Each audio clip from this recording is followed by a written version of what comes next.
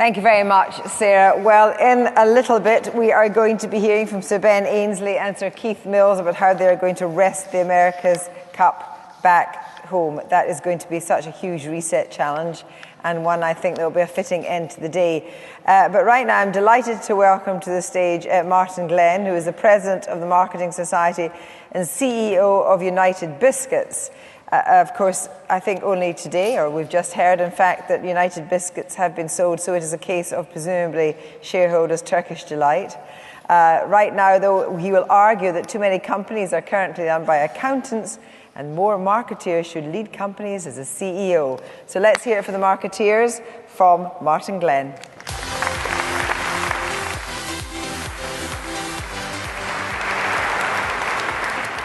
Well, thank you very much. Hugh Burke had asked me to take on this role about 6 months ago, and I had to think pretty hard about it because I wasn't going to make the Marketing Society run better. It runs really well. It's the envy of the world, actually. It's an unusual beast that travels very well.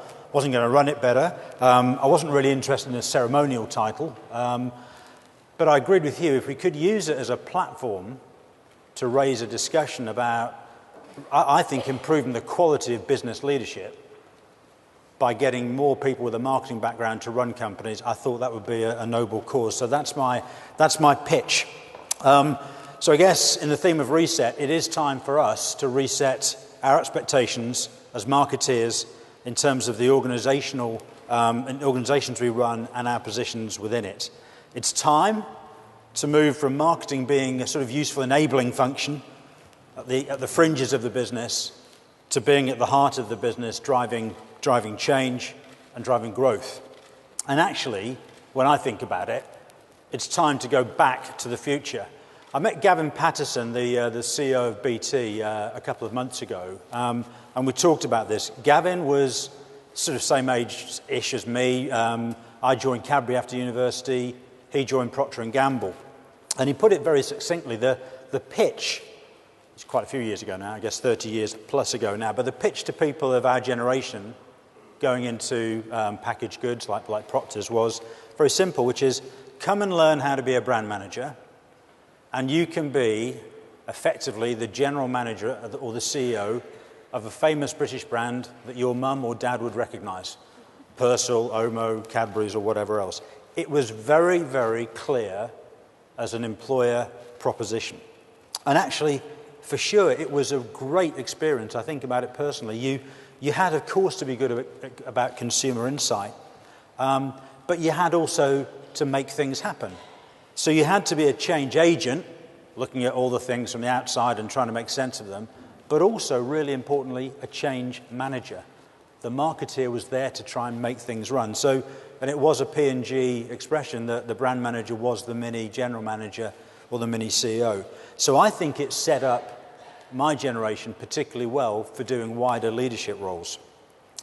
So carrying on the conversation with Gavin, so saying today, why is it then that there are still relatively few CEOs who've had a critical marketing experience? And I think we agreed that marketing life, the experience that we give our marketing people nowadays, is just more complex. It's more global, and that tends to lead to a specialization of tasks and labor. It's more matrixed. So in lots of companies now, you've got the strategy or the franchise team, and you've got the activation team. They don't run the P&L in quite the same way. And let's face it, many companies, the way they're set up, particularly in Western Europe, even a country manager doesn't run the P&L. It's matrixed, either for tax purposes or for gaining wider operational scale. So I think Gavin and I agreed that the brand manager experience today is less helpful or less predictive of being able to take on successfully a wider business role. And we need to think about how we overcome that, because whilst that's true in terms of marketing training, I don't think there's ever been a more important time in our history where companies need to promote people who can promote growth. And when you think about all the massive opportunity now in our world, we're a much more connected world. We can, my own company sells biscuits in over 100 countries around the world. It's relatively easy to do. There's vast markets in Asia, vast markets in India, where people are coming out of poverty into into middle-class lifestyles, huge opportunity. So surely now, a marketing background would be a great basis for a CEO role. And I believe as well that ultimately all business failures are actually marketing failures. And by the same token, all business successes are typically marketing successes. Yet, when I personalise it now to the UK, there's way too many UK companies that are still run by accountants. I am playing to the gallery. I'm speaking to the Marketing Society. I would say the same thing to the Association of Chartered Accountants. I know I won't get invited. But actually, Hugh, we might make that as a challenge.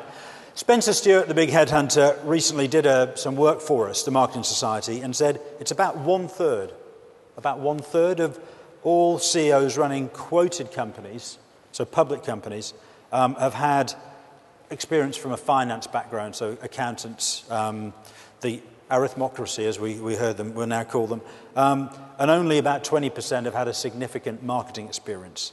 I was told in doing research for this, a great quote by Akio Morita of Sony, the great engineer that developed so many of those pioneering Sony products.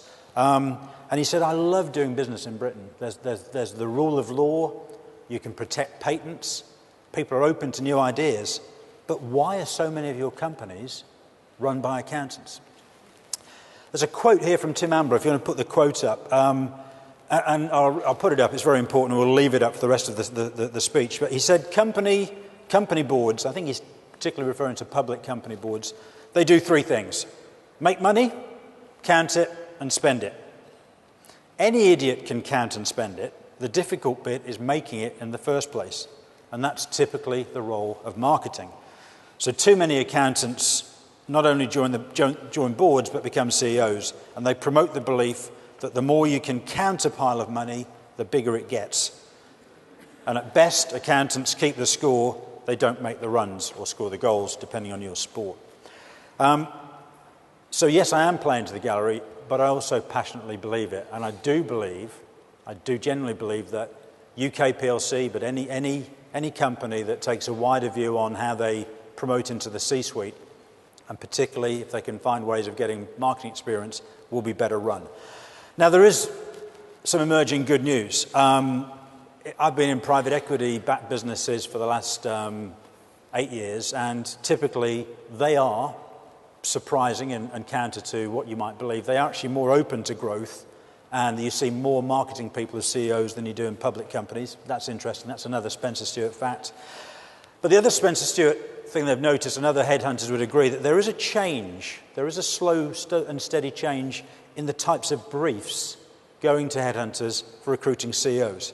And the pivotal point was 2008 and the Lehman's crisis, the financial crash. At that point, the bias to CEO searches was really for the proverbial safe pair of hands. Sound management, low risk, somebody that was good at nailing the furniture to the floor.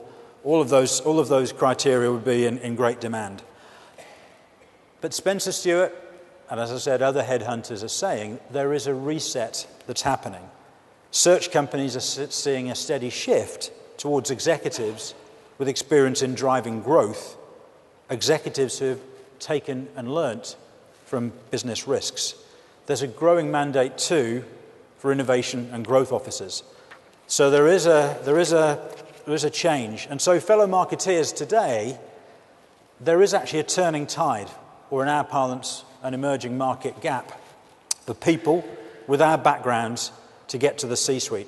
And I say our backgrounds and also say our beliefs, because we get asked this a lot, and as you move up the corporate ladder, you'll be asked many times, what is marketing? Too often it's confused with being the same as advertising. They're linked, but they're not the same thing. And it's a philosophy, isn't it? If you think about it, we're marketeers, and you see some businesses do great marketing without having a marketing function, by the way. But the essence of what we do is believe in a philosophy that if an organization has customer orientation at the center of how it does things, it's the only way to guarantee long-term survival. That's the philosophy. Marketing is to make sense of the outside world and be courageous and organized enough to bring it in to make sense to the inside of the running of a business or any organization.